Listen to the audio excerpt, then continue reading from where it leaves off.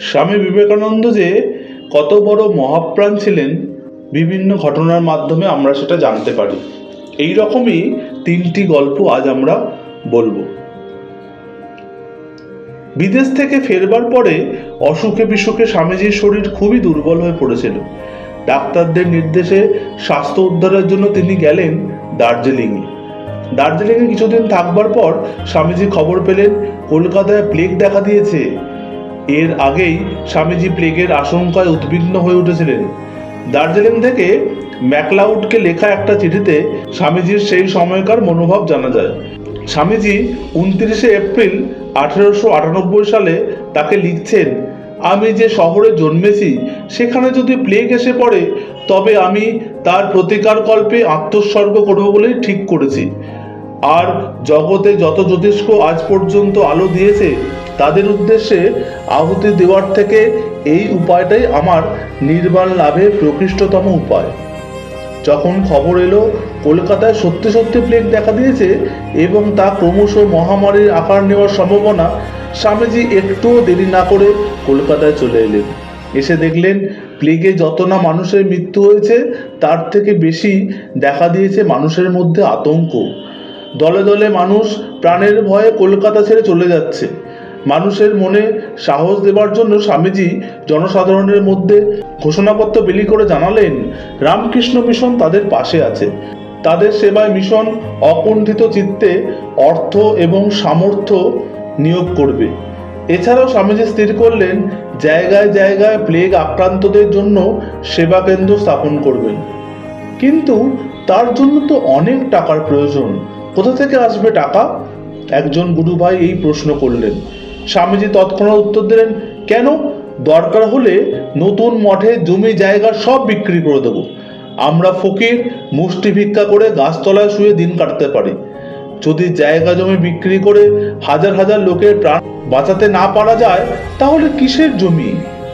প্রয়োজনীয় অর্থ অন্য সূত্রে এসে যাওয়ায় শেষ পর্যন্ত অবশ্য স্বামীজিকে মঠ বিক্রি করতে হয়নি। কিন্তু কত বড় মহাপ্রাণ ছিলেন স্বামীজি, তার পরিচয় আমরা ওই উক্তিতেই পাই। এই বেলুড় মঠ স্থাপনের জন্য তিনি কি প্রাণপাত পরিশ্রমই না করেছেন। হৃদয়ে রক্ত মোক্ষণ করে তিল তিল করে অর্থ সংগ্রহ করে এই মঠ তিনি গড়ে তুলেছেন। কিন্তু আর্ত মানুষের দুর্দশা যেই দেখলেন অমনি সেই মঠ বাড়ি বিক্রি করার কথা তার বুকে একটুও বাজল না। আরেকটি ঘটনা, স্বামীজি দেওঘরে প্রিয়নাথ মুখোপাধ্যায়ের বাড়িতে এসেছেন। একদিন স্বামী নিরঞ্জনানন্দের সঙ্গে বেড়াতে বেরিয়ে দেখলেন রাস্তার ধারে একটি গরিব লোক আমাশা রোগে আক্রান্ত হয়ে ছটফট করছে। লোকটির যন্ত্রণা দেখে স্বামীজি ব্যাকুল হয়ে উঠলেন। তিনি বুঝলেন একে এক্ষুনি পথ থেকে তুলে ভালোভাবে শুশ্রূষা এবং চিকিৎসা করা দরকার। কিন্তু নিজেই তো পরের বাড়িতে আছেন, সেখানে একে নিয়ে গিয়ে তুললে প্রিয়নাথবাবু যদি কিছু মনে করেন। এক মুহূর্ত দ্বিধাগ্রস্ত হলেন স্বামীজি। তারপরেই ভাবলেন যা হবার হোক, তিনি এর সেবা করবেনই। দুই গুরু ভাই ধরাধরি করে লোকটিকে প্রিয়নাথবাবুর বাড়িতে নিয়ে এলেন। একটা ঘরে শুইয়ে তার গা মুছিয়ে দিয়ে নতুন কাপড় পুড়িয়ে দিলেন এবং আগুনের সেক দিতে থাকলেন। এইভাবে সেবা করার ফলে লোকটি সুস্থ হয়ে উঠল। সব দেখে শুনে প্রিয়নাথবাবু মুগ্ধ হয়ে গেলেন। স্বামীজির মহাপ্রাণতার আরও একটি গল্প। উত্তর ভারত থেকে এক দিগ্গজ পণ্ডিত এসেছেন স্বামীজির সঙ্গে বেদান্ত বিচার করতে। তখন দেশ জুড়ে দুর্ভিক্ষ হচ্ছে। স্বামীজির মন তাই অত্যন্ত ভারাক্রান্ত। পণ্ডিতের সঙ্গে বেদান্ত বিচার করতে তার প্রবৃত্তি হলো না। তিনি তাকে বললেন, পণ্ডিতজি, সর্বত্র যে ভয়ঙ্কর হাহাকার উঠেছে, প্রথমে তার নিরসনের জন্য চেষ্টা করুন।